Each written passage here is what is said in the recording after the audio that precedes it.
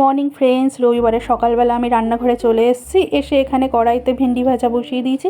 তারপরে ভাবলাম আজকে একটু আলুর পরোটা তৈরি করি টিফিনে। সেই জন্য আমি পেঁয়াজটাকে বেরেস্তা করে নিলাম আলুতে দেবো বলে। আর এখানে আলুটাকে খুব ভালো করে ম্যাশ করে নিলাম, দেখো। তারপরে আলুর ভিতরে আস্তে আস্তে দিয়ে দিলাম লবণ। আপনারা যে যতটা পরিমাণে লবণ খাবেন ঠিক ততটা পরিমাণেই লবণ এর মধ্যে দেবেন।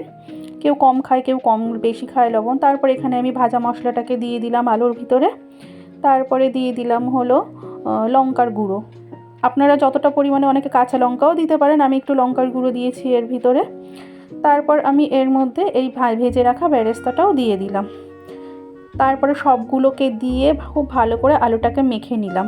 তারপরে সেটাকে ময়দার সাথে মিশিয়ে খুব ভালো করে ময়দাটাও মেখে নিলাম। তারপরে কড়াইতে দিয়ে দিলাম আলুর পরোটাটা বেলে, এপাশ ওপাশ করে খুব ভালো করে সেঁকে নেব। এদিকে আমি মাংস বসিয়ে দিয়েছি, তারপরে তেল দিয়ে ভেজে তুলে রাখলাম।